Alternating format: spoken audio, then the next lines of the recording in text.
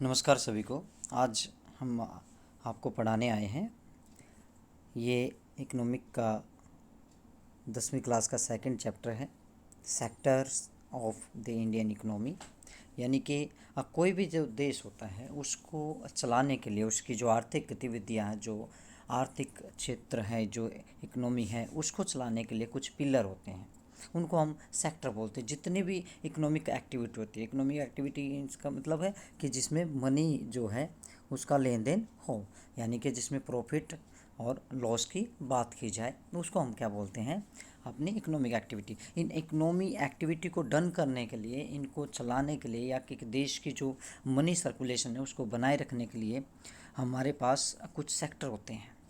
जैसे उन सेक्टरों के ही चैप्टर में हम बात करेंगे। मेनली तीन सेक्टर होते हैं। पहला primary sector, second secondary sector and third is tertiary sector. चलिए इनके बारे में हम पूरी जानकारी लेना स्टार्ट करते हैं। चलिए चैप्टर पढ़ते हैं लाइन वाइज। ओके, सबसे पहले जो हेडिंग आपको दिखाई दे रही है इसमें कहा गया है the sectors of economic activity. इस पैराग्राफ के अंदर हम जानेंगे कि कौन कौन सी आपकी इकोनॉमी एक्टिविटी मानी जाती है, कौन कौन से सेक्टर उसमें आते हैं। चलिए आप ये कुछ तस्वीर आपकी बुक में दिखा रखी है। जैसे ये एक डाकिया है, एक पोस्ट मास्टर है। ये आपकी जो आजकल तो अमेजन से भी डिलीवरी बॉय आते हैं, ऐसे ही ये भाई साहब आप इनकी कोई डाक आई होगी, उनको लेके आया हुआ है। ऐसे नीचे की तरफ चलेंगे, ये भट्ठे पे कोई मजदूर हैं जो ब्रिक्स बना रहे हैं अर्थ से, इनके मिट्टी से ईंटें बनाने का ये काम कर रहे हैं। ये एक कूली है जो कि एक ट्रांसपोर्टेशन का भी काम कर रहा है और सर्विस भी दे रहा है। यहाँ पे आप देख सकते हैं कि एक किसान महिला है जो कि आपको कपास तोड़ते हुए दिखाई दे रही है, और ये एक महिला है जो कि यहाँ पे गारमेंट्स यानी कि कपड़े बेचते हुए दिखाई दे रही है। तो ये कौन कौन से सेक्टर से रिलेटेड, यानी कि ये सारे के सारे क्या हैं, अलग अलग एक्टिविटी कर रहे हैं, लेकिन सारे ही क्या कर रहे हैं, इकोनॉमी एक्टिविटी कर रहे हैं, और they belong to different sector. जैसे ये है एक दुकानदार है, देखा जाए तो ये क्या है, ये किसान है, ये क्या है, एक मजदूर है। नहीं, ऊपर हमने डाकिया देखे तो एक सरकारी कर्मचारी है, लेकिन वो कम्युनिकेशन जो प्रोसेस है उसको डन कर रहा है। किसी ने मैसेज दिया तो किसी के पास गया तो वो क्या कर रहा है, कंप्लीट कर रहा है। ओके, तो ये वही बात कर रहा है कि यहाँ पे इस चैप्टर में जो पढ़ने जा रहे हैं हम, तो ये पढ़ने जा रहे हैं देर आर मेनली क्या है, activity that are undertaken by the directly using natural resources. हमारे पास क्या है, बहुत सारी ऐसी एक्टिविटी हैं जिनको हम डायरेक्टली हम क्या करते हैं, नेचुरल रिसोर्सेज कौन से होते हैं, जो रिसोर्स हमें किससे मिलते हैं, डायरेक्ट नेचर से हमें मिल रहे हैं, उसको क्या बोलते हैं, नेचुरल रिसोर्सेज। तो हम क्या करें, डायरेक्टली उनको ले रहे हैं। इसका एक एग्जांपल दे रखा है कि कल्टीवेशन, जो कॉटन की कल्टीवेशन की जाती है, take a place within a crop season. For growth of cotton, आप जो है प्लांट, कॉटन का जो प्लांट है उसकी ग्रोथ के लिए क्या है, डिपेंड रहते हैं मेनली, बट इंटायरली, मतलब पूरी तरह से नहीं, लेकिन कुछ फैक्टर हैं जिन पे हम डिपेंड रहते हैं। जैसे नेचुरल फैक्टर है, उनमें से है रेनफॉल यानी कि बारिश, सनसाइन की भाई, और क्लाइमेट कि भाई कैसा क्लाइमेट है, सोयल कैसी है। तो ये मतलब डिपेंड करता है कि भाई कैसा कॉटन होगा। वो कॉटन हमें कहाँ से मिल रहा है, डायरेक्ट कहाँ से, अपने नेचर से मिल रहा है, यानी कि वो फॉर एग्रीकल्चर से हमें मिल रहा है। The product of this activity, the cotton is a natural product, यानी कि नेचर से मिला डायरेक्टली, तो क्या है, नेचुरल प्रोडक्ट है भाई। Similarly in case of an activity like a dairy product, जैसे दूध है, मिल्क है, आपका पनीर है, ये सारे क्या हैं, डेयरी प्रोडक्ट इनको हम बोलते हैं। तो वी आर डिपेंडेंट किस पे हैं, बायोलॉजिकल प्रोसेस पे हैं, यानी कि हमें बायोलॉजिकल प्रोसेस जितनी भी चलती है, यानी कि एक गाय को हम चारा डालते हैं, चारा डाल के हम क्या, दूध से दूध निकालते हैं, और दूध से हम अलग अलग चीज़ें बनाते हैं। मेन प्रोडक्ट क्या है, दूध है, जो कि हमें डायरेक्ट नेचर से मिल रहा है। तो क्या है, बायोलॉजिकल प्रोसेस है एनिमल्स की, अवेलेबिलिटी ऑफ द फूडर, यानी कि जो चारा है उसकी है। द प्रोडक्ट क्या है, यहाँ पे मिल्क है, ये क्या है, नेचुरल प्रोडक्ट है। सिमिलरली मिनरल्स हैं, ओर्स हैं, आर आल्सो नेचुरल प्रोडक्ट।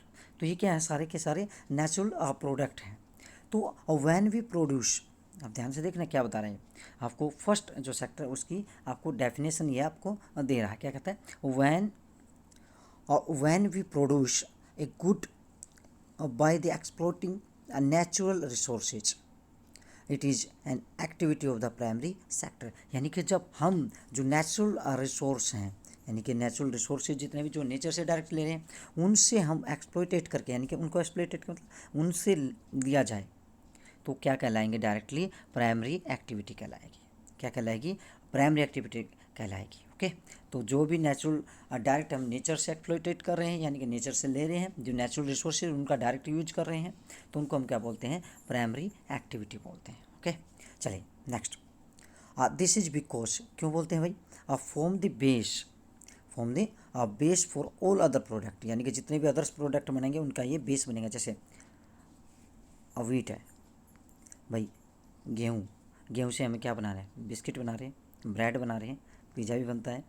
ये सारे प्रोडक्ट कहाँ से बन रहे हैं, तो इसमें बेस क्या है, व्हीट है। अगर व्हीट नहीं होगा तो ये सारे प्रोडक्ट नहीं बन पाएंगे भाई। जब तक ये नहीं बनेंगे तो व्हीट की क्या है, इंपॉर्टेंस बढ़ गई है। इसलिए और व्हीट कहाँ से आ रहे हैं, हमारी नेचर से, यानी कि क्या है, नेचुरल रिसोर्सेज है व्हीट। अब व्हीट क्या है, नेचुरल रिसोर्सेज और बेस भी है, इसलिए इसको हम क्या बोलते हैं, प्राइमरी फैक्टर, और इसलिए इसको बोलते हैं प्राइमरी सेक्टर।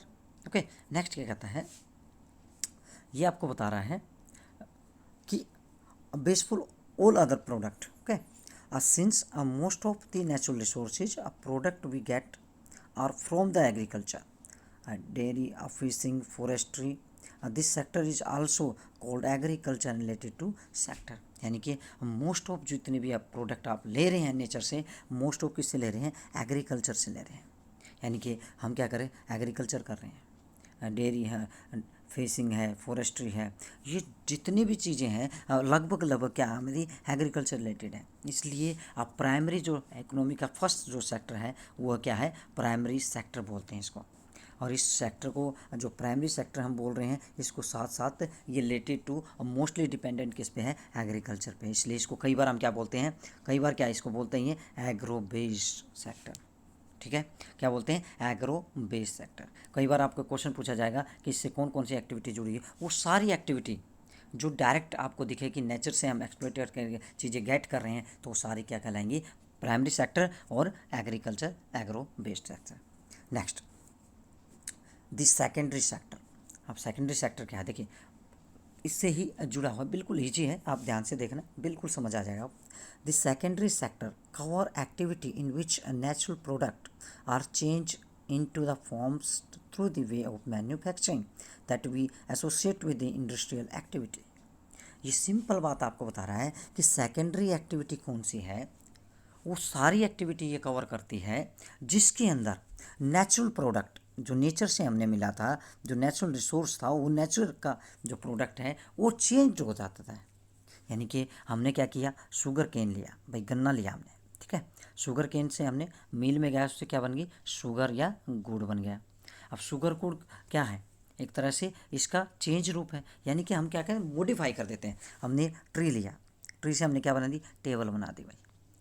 अब टेबल क्या है, उसका मॉडिफाई रूप है, यानी कि मॉडिफाई रूप है, इसका हमने क्या कर दिया, उसमें चेंज ला दिया। कैसे आ गया, मैन्युफैक्चरिंग की हमने भाई, और व्हीट से हमने बिस्किट बना दिया, क्या किया, बिस्किट की मैन्युफैक्चरिंग की। ओके, तो ये क्या है, ये क्या कहलाएगा, ये कहलाएगा कि मॉडिफिकेशन ऑफ नेचुरल रिसोर्सेज या नेचुरल प्रोडक्ट। तो वो कैसे किया, उसमें मैन्युफैक्चरिंग की गई, उसको बदलाव किया गया, प्रोसेस चलाई गई, तो उसको हम क्या कहते हैं, सेकेंडरी सेक्टर। और इसमें मैन्युफैक्चरिंग पे जोर दिया जा रहा है, तो इस सेक्टर को हम कई बार क्या कहते हैं, मैन्युफैक्चरिंग सेक्टर भी इसको बोला जाता है। ओके, तो मैन्युफैक्चरिंग सेक्टर या इसके अंदर मैन्युफैक्चरिंग या सेकेंडरी सेक्टर, यानी कि जिसमें प्रोडक्ट को चेंज किया जा रहा है, उसको फिनिशिंग गुड्स बनाया जा रहा है। ओके, क्या कहता है, आगे कहता है, it is the next step after primary, यानी कि प्राइमरी के बाद नेक्स्ट स्टेप है, the product is not produced by nature but is had to made and thereafter for some process of manufacturing is essential. यानी कि ये कह रहा है कि भाई डायरेक्ट हमें नेचर ने जो दिया, मान लें एक ट्री हमने मिला, ओके, अब ये ट्री नेचर से मिला है, हमने इसको काट लिया, ठीक है, अब इसको हम ऐसे तो यूज नहीं कर सकते घरों में फर्नीचर के लिए, इसको मॉडिफाई करना पड़ेगा। एक शुगर केन हमने ले लिया भाई, शुगर केन जब हमने लिया तो उससे हम डायरेक्ट तो कुछ यूज ही नहीं कर सकते, ख़राब हो जाएगा, सूख जाएगा, उसके अंदर जो मिठास है, जो शुगर है, वो तो ख़त्म हो जाएगी।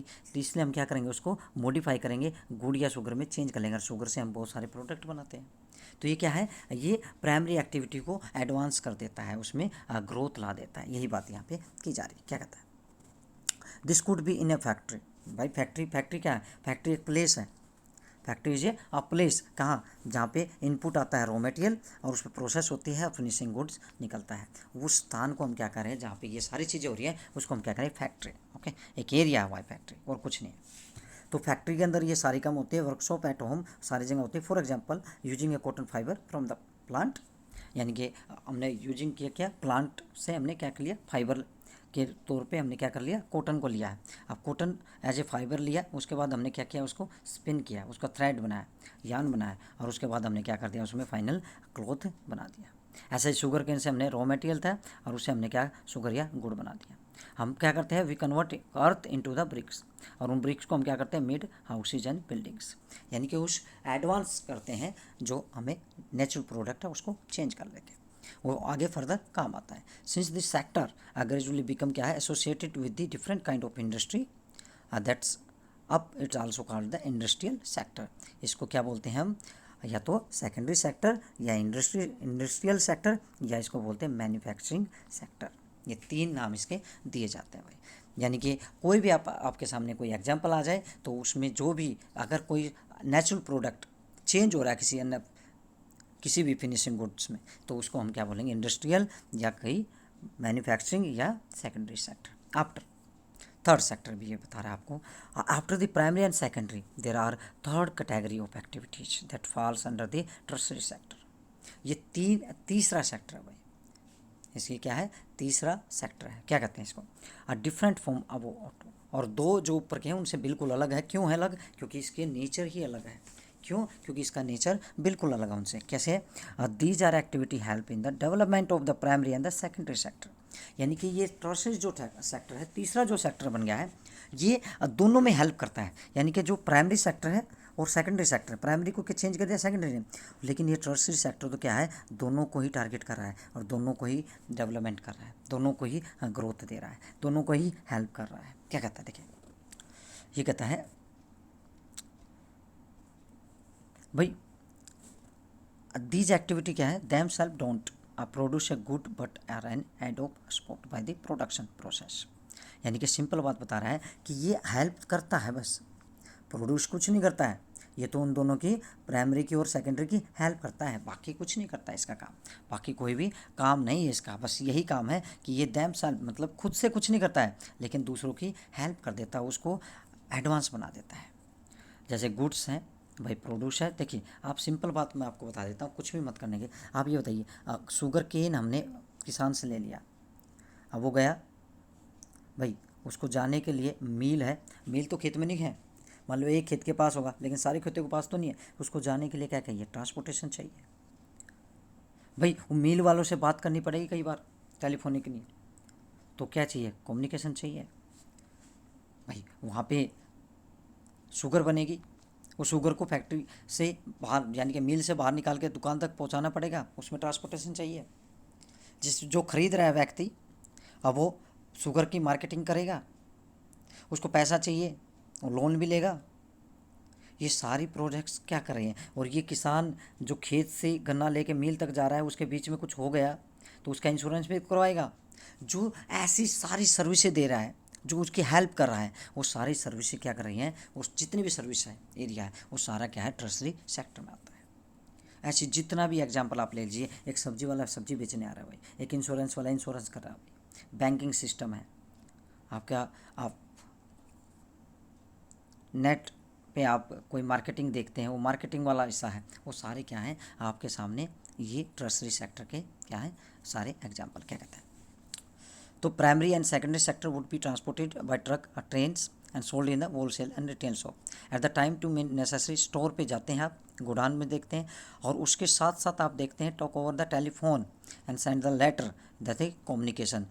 बोरो मनी भी करते हैं फ्रॉम द बैंक, यानी कि लोन भी लेते हैं, जो कि प्रोडक्शन में और ट्रेड में हेल्प करता है भाई। क्योंकि आप एक व्यापारी ने एक फैक्ट्री लगाई है और फैक्ट्री के लिए उसको बहुत सारा धन चाहिए, उसके पास तो है नहीं, कहाँ से लेगा? बैंक से लेगा। और जब बैंक से लेगा तो इसका मतलब क्या है? उसको पैसा बोरो किया उसने बैंक से। तो ये सारे जितने भी काम कर रहे हैं, चाहे कम्युनिकेशन का है, बैंकिंग का है, ट्रेड का है, तो ये सारे किसके हैं? टर्शरी सेक्टर की एक्टिविटी। यानी कि ऐसी जितनी भी सेक्टर जो किसी को हेल्प कर रही है, उसको सर्विस दे रही किसी तरह की, उसको हम क्या बोलेंगे? टर्शरी सेक्टर बोलेंगे।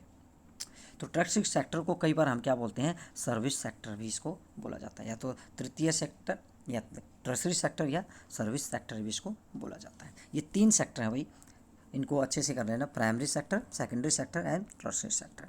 इसको एग्रो बेस्ड सेक्टर भी बोलते हैं, इनको हम मैन्युफैक्चरिंग या इंडस्ट्रियल सेक्टर भी बोलते हैं, इनको हम सर्विस सेक्टर भी बोलते हैं। Okay, next service sector. आप ध्यान दे रहे हैं ना भाई, क्योंकि आज हमने ये तो कंसेप्ट पढ़ लिया, लेकिन आज के समय में नए एरिया भी हमारे सामने डेवलप होते हैं, दिखाई दे रहे हैं।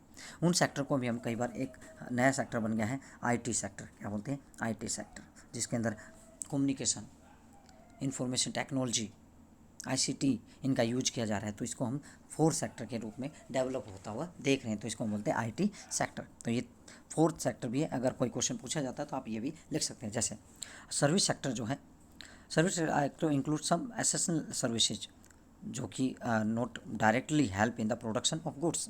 फॉर एग्जांपल, जैसे require a teacher, doctor and those provide personal services such as washerman, barber, cobbler, lawyer people. ये क्या है, एडमिनिस्ट्रेशन जॉब कर रहे हैं, जो अकाउंटिंग वर्क कर रहे हैं, जो इन रिसेंट टाइम इनके साथ साथ ये भी काम आते हैं। हालांकि ये डायरेक्टली मैन्युफैक्चरिंग या सर्विस में नहीं जुड़े हैं, लेकिन ये भी हमें सर्विस दे रहे हैं। एक डॉक्टर हमें सर्विस दे रहा है, एक टीचर हमें क्या है, सर्विस दे रहा है।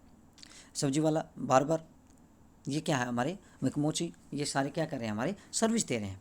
तो कई बार तो हम रिसेंट टाइम में क्या हो रहा है, सर्टेन न्यू सर्विस भी हमारे सामने आ रही है, जैसे इंफॉर्मेशन टेक्नोलॉजी की, जैसे इंटरनेट कैफ़े है, एटीएम बूथ्स हैं, कॉल सेंटर हैं, सॉफ्टवेयर कंपनीज हैं।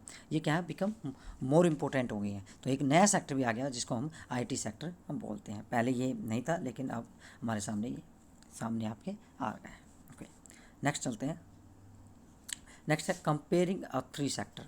इन तीनों सेक्टर की कंपैरिजन करेंगे भाई, कि कौन सा सेक्टर कैसा है और किस में कितना एम्प्लॉयमेंट है और कितनी जीडीपी में हेल्प करता है। जीडीपी के बारे में भी आपको बताएंगे क्या करता है। देखिए, ये कह रहा है, कोई सिंपल बात बताएगा आपको, द वेरियस प्रोडक्शन एक्टिविटी जो प्राइमरी और सेकेंडरी टर्शियरी सेक्टर में जो प्रोड्यूस हो रही है इन द लार्ज स्केल पे, ठीक है। तो ये तीनों सेक्टर जो है, एक लार्ज नंबर के जो पीपल है वर्किंग कर रहे हैं इनके अंदर, यानी कि बहुत सारे लोग इसमें काम कर रहे हैं, जो प्रोड्यूस कर रहे हैं गुड्स एंड सर्विसेज, यानी कि सर्विस दे रहे हैं या गुड्स को प्रोड्यूस कर रहे हैं। तो नेक्स्ट स्टेप जो आता है ना हमारा, कि how much goods and services produce and how many people work in this इस सेक्टर, कि कितने लोग इसमें काम कर रहे हैं, कितनी सर्विसेज और गुड्स को प्रोड्यूस कर रहे हैं भाई। ये इकोनॉमी में could one more sector which are dominant in the term of the total production and employment while other sector relatively small in size. कि भाई कोई एक सेक्टर ऐसा हो सकता है जो साइज में बड़ा हो, लेकिन वहाँ पे वर्किंग पीपल कम हो। एक सेक्टर ऐसा हो सकता है भाई जिसमें भी वर्किंग पीपल कम है और प्रोडक्शन ज़्यादा दे रहा है, सर्विस ज़्यादा दे रहा है। क्या कहता है, देखिए, तो कैसे इन वेरियस जो ये हम पढ़ रहे हैं, कि भाई कैसे इनको हम जान लें, कि कैसे काउंट करें, हम कैसे इनको काउंट कर सकते हैं, कि भाई how do we count the various goods and services no the total production in the इस सेक्टर, कि कैसे हम काउंट करें और कैसे जोड़ लें, क्योंकि ये बहुत बड़ा काम है।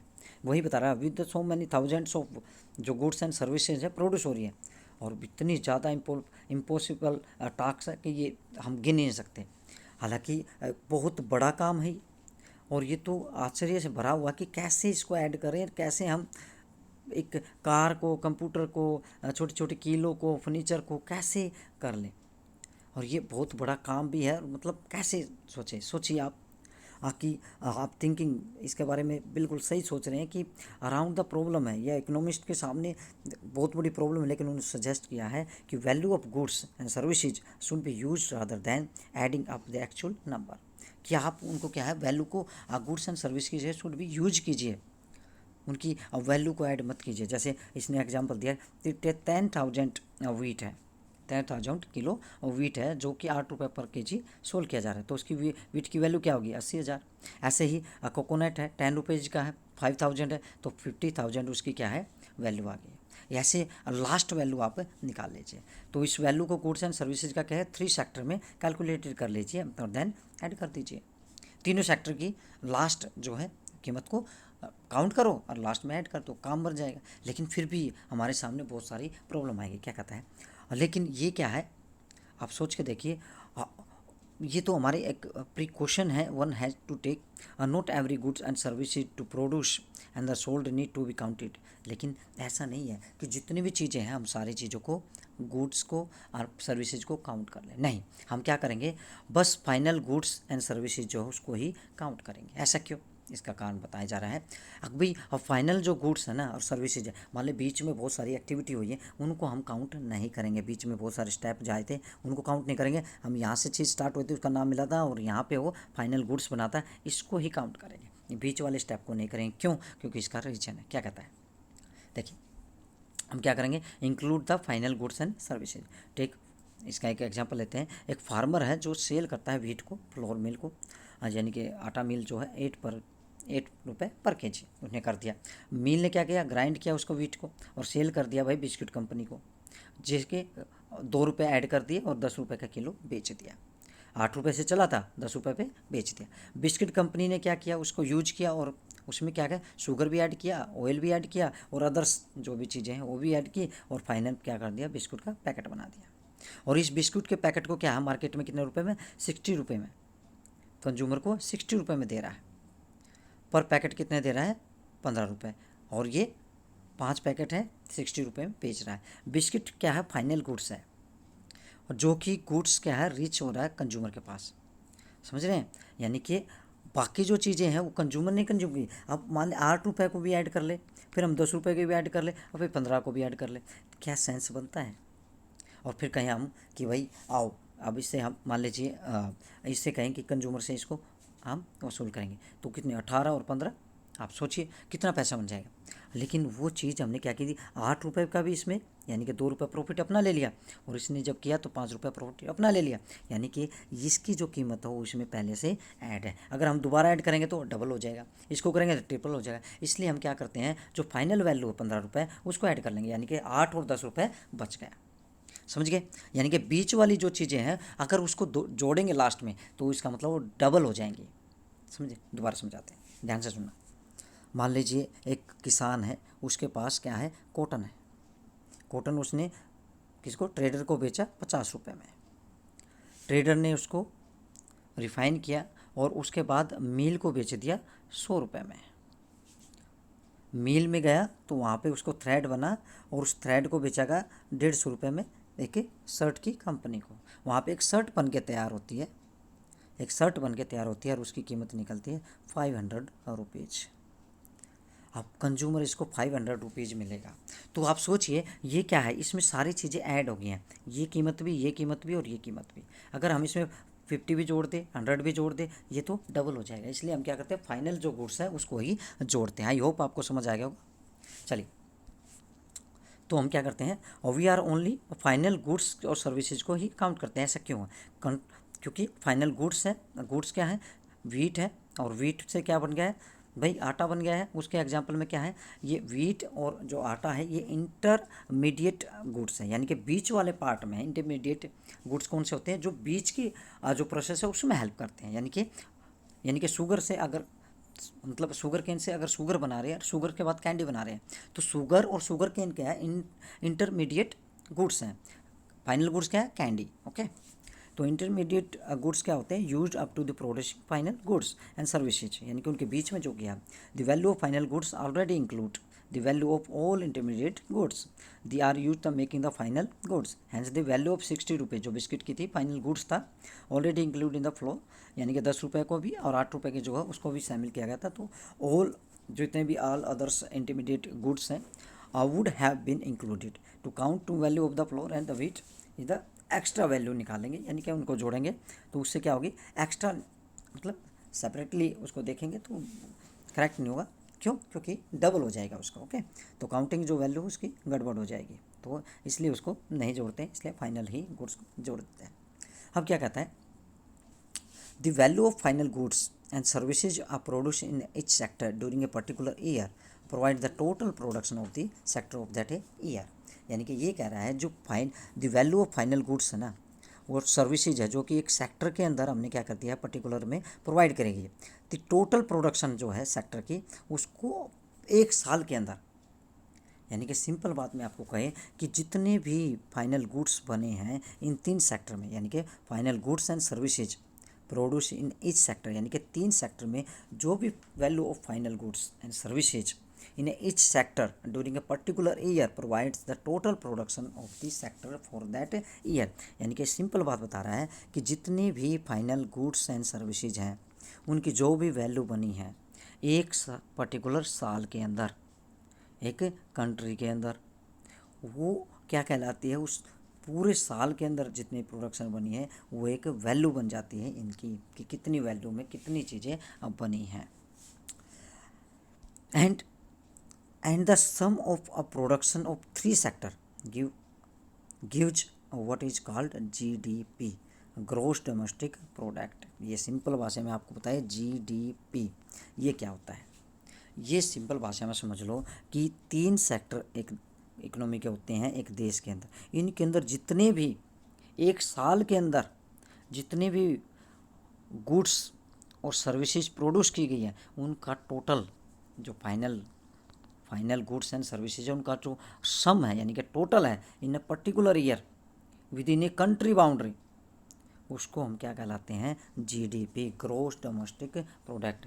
ग्रोस का मतलब सारा, डोमेस्टिक का एक कंट्री के अंदर, और प्रोडक्ट मतलब वो सारी गुड्स एंड सर्विसेज जो फाइनल गुड्स एंड सर्विसेज की हम बात करें। ठीक है, तो इसका मतलब ये क्या है, the sum of production in 3 sector, यानी कि तीनों प्राइमरी, सेकेंडरी और टर्शियरी सेक्टर के अंदर जितनी भी final goods and services produce की गई हैं उनका टोटल जो निकल के आएगा इन ईयर एक देश के लिए, वो सारा क्या कहलाएगा, जीडीपी कहलाएगा। अगर एक व्यक्ति, इंडिया का कोई एक व्यक्ति है जो अमेरिका में काम कर रहा है और वहाँ पे उसने पैसा कमाया है, उसको इसमें ऐड नहीं करेंगे। एक व्यक्ति है जो इंडिया के अंदर है, अमेरिका का है, वो यहाँ पे पैसे कमा रहा है, बाद में अमेरिका भेज रहा है, लेकिन उसके अब तक जो पैसा उसने यहाँ पे कमाया है, जो प्रोड्यूस किया है या कोई काम किया है, जो सर्विस दी है, उसको हम अभी इसमें काउंट करेंगे अपने देश के अंदर ही, जिसको हम बोलेंगे ग्रोस डोमेस्टिक प्रोडक्ट। अगर इसको माइनस कर देंगे और अमेरिका में हमारे आदमी ने जो कमाया उसको प्लस कर देंगे तो वो कहलाएगी हमारी नेट डोमेस्टिक प्रोडक्ट, यानी कि हमारा नेट निकल के आएगा। ये क्या है, ग्रोस, क्योंकि सारी चीज़ों को ऐड कर रहे हैं। ओके, चलिए नेक्स्ट करते हैं। तो क्या है, it is the value of the final goods and services produce with in a country, यानी कि एक कंट्री के अंदर की during a particular year. GDP show how big the company economy is. ठीक है, इट इज ए जो gross domestic product है, जो डीजीपी के जीडीपी क्या है, it is the value of all final goods and services produce with in a country. Okay, particular year. तो क्या करती है कि कितनी बड़ी, जितनी ज़्यादा जीडीपी होगी इसका मतलब उतनी बड़ी ये इकोनॉमी है, इतनी बड़ी एक देश की अर्थव्यवस्था है। ठीक है, तो ये बहुत बड़ा टास्क भी है कि कैसे जीडीपी को मेजरमेंट करें। तो सेंट्रल गवर्नमेंट मिनिस्ट्री है इसके लिए, इसको जो मेजरमेंट करती है, तो मिनिस्ट्री हेल्प करती है वेरियस गवर्नमेंट डिपार्टमेंट को, इससे हेल्प लेती है। ऑल दिस इंडियन स्टेट से, यूनियन टेरिटरी से कलेक्ट करती है information relating to total volume of goods and services and price and themself estimated that GDP. ये हमारी जो मिनिस्ट्री है उसके, आप मुझे बताइए कौन सी मिनिस्ट्री जीडीपी को काउंट करती है और मेजरमेंट करती है। प्लीज़ कमेंट बॉक्स में ज़रूर बताना कि कौन सी ऐसी मिनिस्ट्री है, उसका क्या नाम है। Okay, historical change in the sector, ये बताता है कि कैसे जो सेक्टर है 3 प्राइमरी सेकेंडरी, इनमें चेंज आया। ठीक है, वैसे तो हम नोट डाउन करते हैं कि बहुत सारी मतलब ये नोट डाउन करते हैं कि जो हिस्ट्री है of many now develop a country, and that is initial state development, primary sector was the most important sector of the economic activity। ये बता रहे कि जितने भी हमने हिस्ट्री उठाई है, जितने भी हम हिस्ट्री पढ़े एक डेवलप कंट्री की, उसमें प्राइमरी जो सेक्टर है उसको बहुत ही इंपॉर्टेंट होता है। और माना भी ये जाता है जिस जो भी कंट्री है जो डेवलप होना चाहती है वो प्राइमरी जो सेक्टर है उसके बजाय जो टर्शरी सेक्टर है उसको अगर बढ़ा दे, यानी कि उसका शेयर जीडीपी में बढ़ जाए, तो इसका मतलब वहाँ की इकोनॉमी डेवलप हो गई है। इसका ये मतलब नहीं है कि मान लीजिए प्राइमरी सेक्टर के अंदर आप 50 रुपये कमा रहे थे, टर्शरी सेक्टर में पहले 10 रुपये कमा रहे थे, अब प्राइमरी सेक्टर में 10 रुपये कमाने लगे और टर्शरी में 50, तो ये ग्रोथ नहीं कहलाएगी। इसका मतलब ये होगा कि प्राइमरी सेक्टर के साथ साथ प्राइमरी में 50 कमाते थे, अब 100 कर दिया है, ट्रसरी में 10 कमाते थे, वहाँ भी 100 हो गए, तो हम बोलेंगे कि वहाँ की इकोनॉमी क्या होगी, डेवलप हो गई है। वही बात यहाँ पे आपको बताई जा रही है। At the method of priming a change, कि कैसे चेंज आ गया है इन एग्रीकल्चर सेक्टर। जो प्रोसेसर है प्रोड्यूस करता है much more food and then before, अब करता है कितना करता था। जो बहुत सारे पीपल हैं, जो भी लोग हैं, now take the other activity, और साथ में और भी एक्टिविटी कर रहे हैं। Increasing number of craft person, उनके बढ़ गए हैं, ट्रेडर्स जो हैं वो बढ़ गए हैं। बाइंग एंड सेलिंग जो एक्टिविटी है वो इंक्रीज हो गई है। बाइंग एंड सेलिंग जो एक्टिविटी है वो क्या हो गई है, इंक्रीज हो गई है। डे बाय डे वो क्या हो रही है, इंक्रीज होती जा रही है। ठीक है। Beside there were also transporter, जो एडमिनिस्ट्रेशन है, आर्मी है, ये भी बढ़ गई है।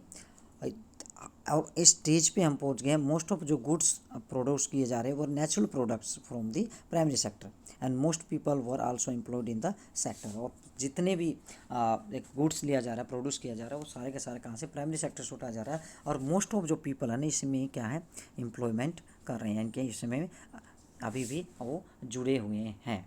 ओके, आज भी इसी से सेक्टर से क्या है, वो जुड़े हुए हैं। क्या कहता है, देखिए, ओवर ए लॉन्ग टाइम, जो लॉन्ग टाइम है उसकी अगर हम बात करें तो अभी भी बहुत सारा ऐसा सेक्टर है जहाँ पे हम देखने को मिलता है कि more than 100 years, specially because new methods of the manufacturing were introduce, factory came up and started expanding.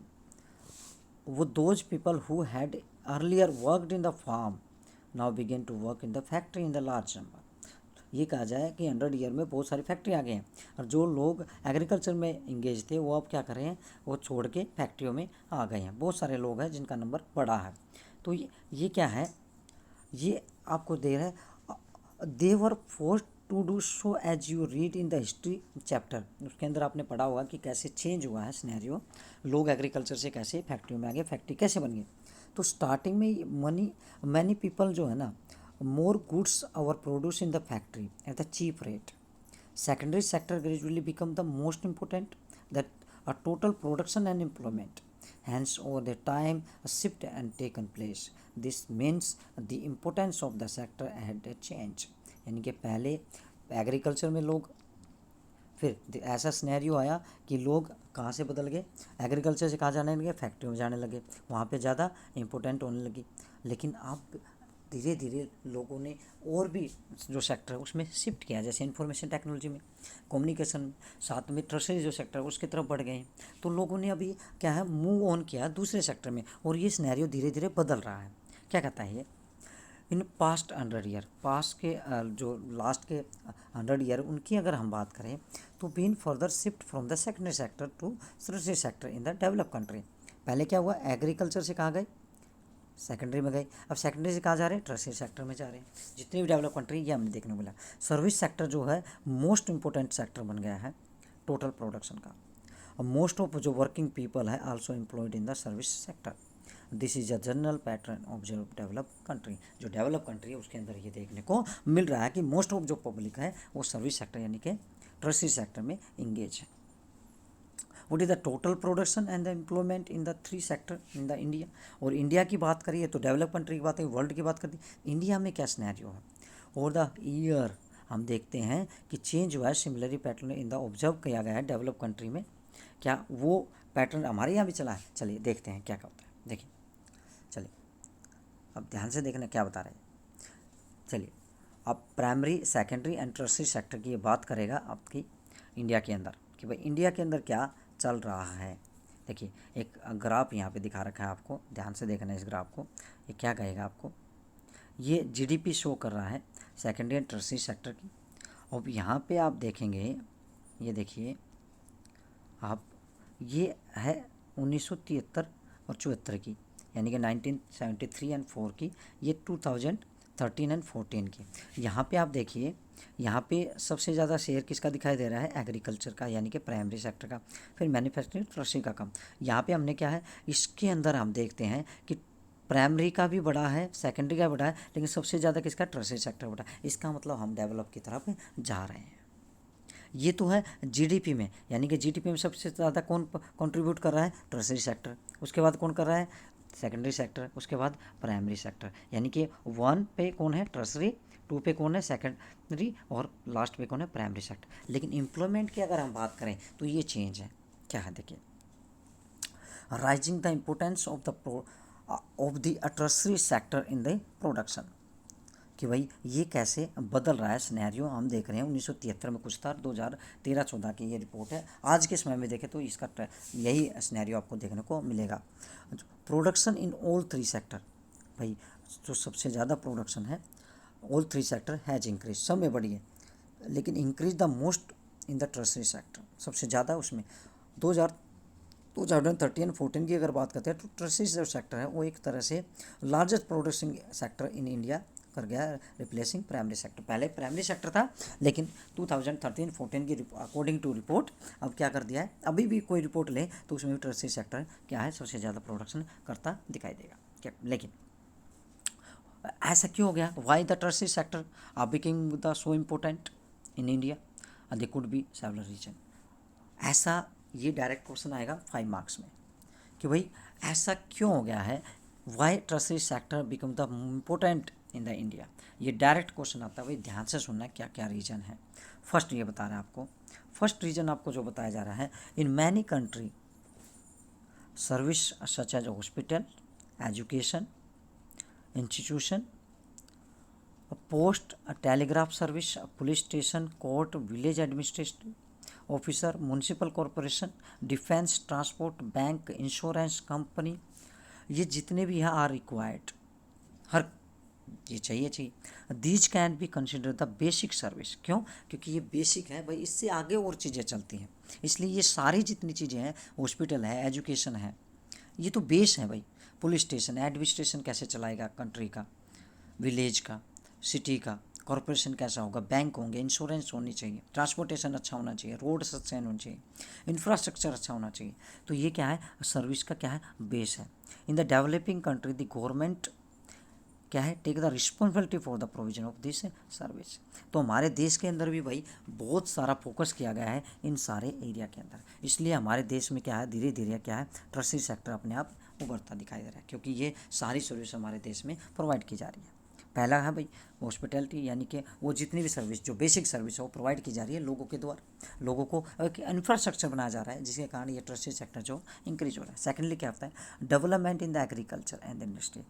Development का मतलब ये नहीं कि आप प्राइमरी जो सेक्टर है उसको माइनस कर देना, इसमें भी वृद्धि होनी चाहिए भाई। टर्शरी सेक्टर में तो प्राइमरी सेक्टर का शेयर घटना चाहिए, लेकिन टर्शरी का बढ़ना चाहिए, लेकिन ये भी घटना नहीं चाहिए। इसका मतलब ये नहीं कि प्राइमरी सेक्टर को बंद ही कर देना, प्राइमरी सेक्टर में भी डेवलपमेंट आना चाहिए, लेकिन साथ में टर्शरी सेक्टर ज़्यादा आना चाहिए।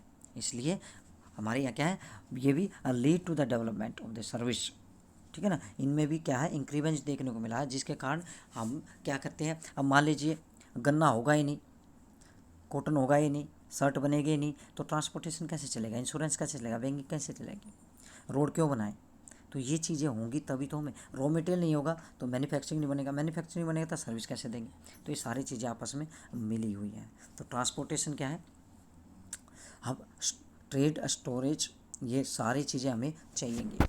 अब ये greater development of the primary and secondary sector है, more would be the demand of the such service. भाई जब एक किसान है या एक मैन्युफैक्चरिंग इंडस्ट्री वाला है, जब लोन नहीं मिलेगा उसको, यानी कि वो फैक्ट्री लगाना ही नहीं चाहेगा, तो लोन लेगा क्यों। जब तक लोन नहीं लेगा तो फैक्ट्री बनाएगा कैसे, तो फैक्ट्री बनाएगा सोचेगा तभी तो, साथ में वो अगर प्रोडक्शन किया ही नहीं तो मार्केट में बेचेगा क्या, कुछ भी नहीं। तो ये चीज़ें सारी की सारी कॉमन है। क्या कहता है भाई, थर्ड बता रहा है, जो थर्ड रीजन बता रहा है, इनकम राइज लेवल, यानी कि जो सर्टेन सेक्शन ऑफ पीपल हैं उन्होंने स्टार्ट कर दिया डिमांडिंग, यानी कि अब पैसा बढ़ गया है, लोगों के पास सैलरी ज़्यादा आ गई, पैसे ज़्यादा आ गए, मनी ज़्यादा होगी, तो क्या करेंगे, डिमांड करेंगे किसकी, टीवी की, कार की, एसी की, अदर्स जो सर्विस है उनकी। जब वो बनेगा तो किसमें, मैन्युफैक्चरिंग इंडस्ट्री में डिमांड जाएगी, और मैन्युफैक्चरिंग रॉ मटेरियल कहाँ से लेगा, एग्रो बेस यानी कि प्राइमरी सेक्टर से, तो तीनों क्या होंगे, अपने आप बढ़ेंगे।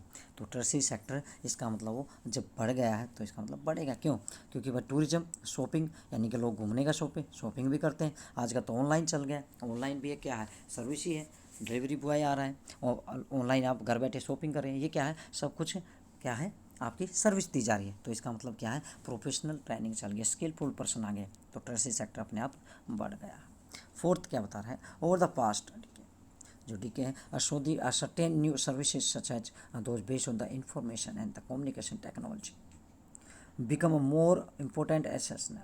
The production of these services has been rising rapidly.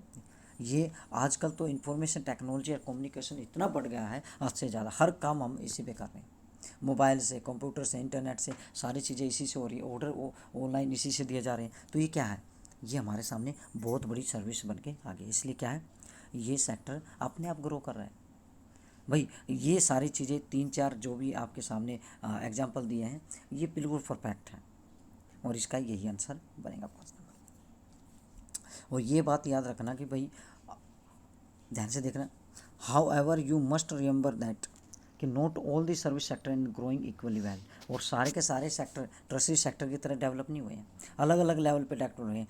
ज़रूरी नहीं है कि टर्शरी सेक्टर में आया है और उस पर डिपेंड मतलब ऑर्डर सारे मैन्युफैक्चर में जाते हैं, वहाँ से रॉ मटेरियल, लेकिन डेवलप एक जैसे नहीं हुए हैं। तो सर्विस सेक्टर जो है इंडिया के अंदर, उसमें employ many different kind of people, भाई लगे हुए हैं employ. At the one of the there are limited number of services that employ highly skilled and educated worker है। इसके अंदर जो लगे हो लिमिटेड है, नंबर में है, सर्विसेज है, लेकिन वहाँ पे हाईली स्किल्ड और एजुकेटेड वर्कर काम करें। लेकिन सर्विस सेक्टर में ऐसे भी लोग हैं जो हाईली स्किल्ड नहीं है ना एजुकेटेड है, लेकिन वो इसमें काम कर रहे हैं। अदर हैंड पे देखे तो very large number of worker, come come number में क्या है, बहुत कम नंबर पे बहुत सारे प्रोफेशनल हैं, एक तरह से स्किलफुल पर्सन है, लेकिन ऐसे भी हैं जिनके पास एजुकेशन और स्किल ज़्यादा नहीं है। हम देखते हैं वर्कर इंगेज है सर्विस सेक्टर में, जो स्मॉल शॉपकीपर है, रिपेयर पर्सन है, ट्रांसपोर्टेशन पर्सन है, कार ड्राइवर है, ये क्या है, ये सारे के सारे भी सर्विस सेक्टर में हुए हैं। लेकिन ज़्यादा हम देखते हैं ये बेचारे क्या है, अपना लिविंग मतलब जीने के लिए 2 रोटी ही कमा पा रहे हैं, ज़्यादा कुछ नहीं कर पा रहे हैं। तो service no alternative opportunity for the worker available to them, hence only part of this sector growing importance you shall read about in the next section। यानी कि नेक्स्ट जो सेक्शन पढ़ने जा रहे हैं उसके अंदर हम पढ़ेंगे कि यही सेक्टर में ऐसा क्यों हो रहा है। आज भी हम देखते हैं कि सर्विस टर्शरी सेक्टर ने इम्प्रूवमेंट तो की है, लेकिन इसमें एम्प्लॉयमेंट नहीं है, लोग इंगेज नहीं है, ये लोग इंगेज नहीं है। क्या हुआ माँ, नींद ना आ रही।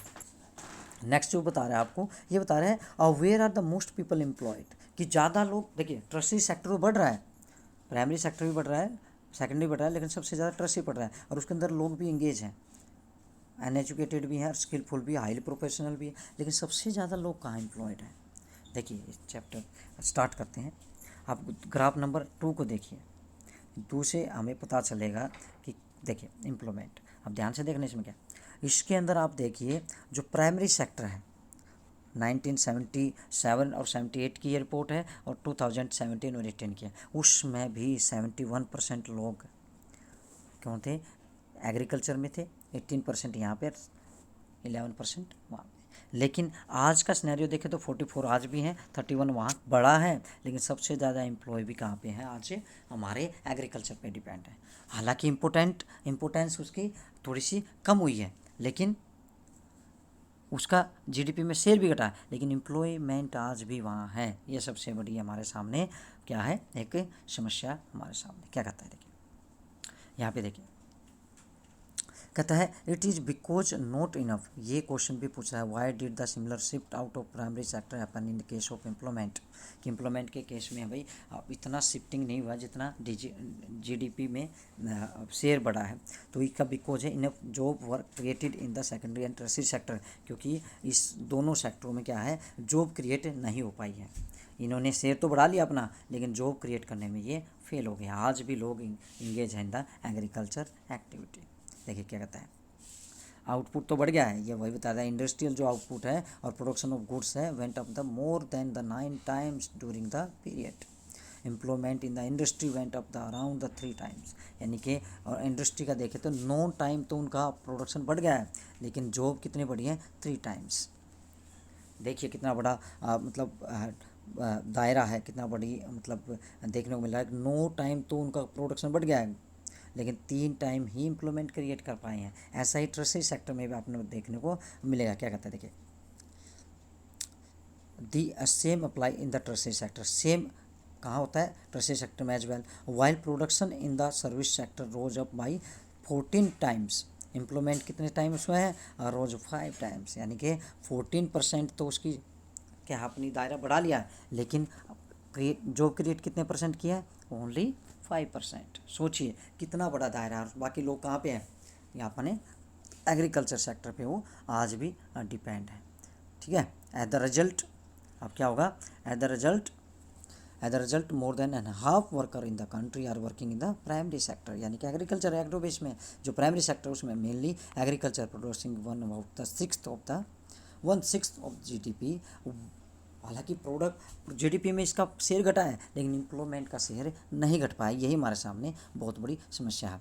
सेकेंडरी एंड टर्शियरी सेक्टर जो प्रोड्यूस करता है rest of the produce where the employ less how about half the people, लेकिन ये सबसे ज़्यादा करता है, लेकिन पीपल जो इंगेज हैं एग्री एक्टिविटी में एम्प्लॉयड हैं उनको नौकरी नहीं दे पा रहा है। Does the mean that the worker in the agriculture are not producing the as much the could, और क्या इसका मतलब हम ये मान लें कि जो एग्रीकल्चर में वर्कर लगे हुए हैं वो इतना प्रोड्यूस नहीं कर पा रहे जितना उनको करना चाहिए था। बिल्कुल ऐसा है, वो जितना उनको करना चाहिए था उतना वो कर नहीं पा रहे हैं, क्योंकि अगर वो दूसरी जगह उनको लगाया जाए, दूसरी जगह उनको स्किल दे के काम दिया जाए तो आई थिंक नहीं, डेफिनेटली वो उससे ज़्यादा कमाएंगे। क्या इसका मतलब क्या है, देखिए it there more people in the agriculture, इसका मतलब क्या है, जितने नेसेसरी हैं उससे ज़्यादा हम क्या है एग्रीकल्चर में लोग इंगेज हैं। सो इसका मतलब क्या है, move the people out production will not be affected, अगर वहाँ से लोगों को निकाल लिया जाए तो भी प्रोडक्शन इफेक्ट नहीं होगी। इन द वर्ड क्या कहें,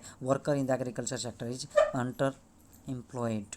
अंडर एम्प्लॉयड का मतलब है कि एक परिवार है उनके पास 1 एकड़ ज़मीन है और उस ज़मीन पे वो 5 लोग काम कर रहे हैं, अगर वहाँ से उनकी फैमिली से 3 लोगों को बाहर निकाल दिया जाए तो जितनी जितनी आज प्रोडक्शन हो रही है उतनी ही 1 एकड़ पे बाद में भी होगी, यानी कि वहाँ पे 3 लोग जो हैं वो ज़्यादा काम कर रहे हैं, यानी कि इस तरह की जो अनएम्प्लॉयमेंट है उसको हिडन या डिस्गस्ड तरह के एम्प्लॉयमेंट भी बोलते हैं। ठीक है, इसको अंडर एम्प्लॉयमेंट कह सकते हैं, अंडर एम्प्लॉयड या हिडन या डिस्गस्ड या छिपी हुई या पर्सनल बेरोजगारी भी दिया जाता है। इसके अंदर ऐसा ही एक एग्जांपल लक्ष्मी का दे रखा है कि एक लक्ष्मी है, उसके पास 2 एकड़ ज़मीन है, 2 एकड़ ज़मीन है, वो अपने गुजारा करते 5 लोग हैं, लेकिन लेबर एफर्ट उतना ही है, लेकिन उनको वहाँ से निकाल दिया जाए तो भी कोई फ़र्क नहीं। अगर उनके परिवार के जो मेंबर हैं उनको अलग तरह के मतलब एक्टिविटी में इंगेज किया जाए तो वो ज़्यादा पैसा भी कमा पाएंगे और देश की भी हेल्प कर पाएंगे। क्या कहता है, देखिए जो इस तरह की जो बेरोजगारी, this kind of under employment hidden, ठीक है, इन अ हिडन यानी कि छिपी हुई है, context of the someone who does not have job and clearly visible unemployed, hence it is also called disguised unemployment, यानी कि वो लोग जो 5 लोग लगे हुए हैं वो प्राइमरी सेक्टर में इंगेज हैं, लेकिन उनसे 3 लोग भी निकाल दे तो भी उनकी जो प्रोडक्शन है वो इफेक्ट नहीं होगी, उतनी प्रोडक्शन होगी जितनी 1 एकड़ में 5 लोग कर रहे थे। इसलिए मतलब 3 लोग जो हों बेरोजगार हैं, इसको हम छिपी हुई बेरोजगारी कहते हैं, ज़्यादातर रूरल एरिया के अंदर मिलती है। ओके, तो भाई ये आपका चैप्टर है और इसको आज के लिए इतना ही, बाकी हम करेंगे सेकंड पार्ट के अंदर। काफ़ी लंबा चैप्टर है और काफ़ी लंबा हो गया है, तो बाकी जो चैप्टर है उसको हम सेकंड पार्ट में कवर करेंगे। तो आपको कोई भी अगर बात समझ में नहीं आई है, कोई भी टॉपिक या कोई क्वेश्चन इससे रिलेटेड तो आप कमेंट बॉक्स में लिख सकते हैं। थैंक यू, आज के लिए इतना ही। इस चैनल को लाइक शेयर सब्सक्राइब ज़रूर करें। Thank you.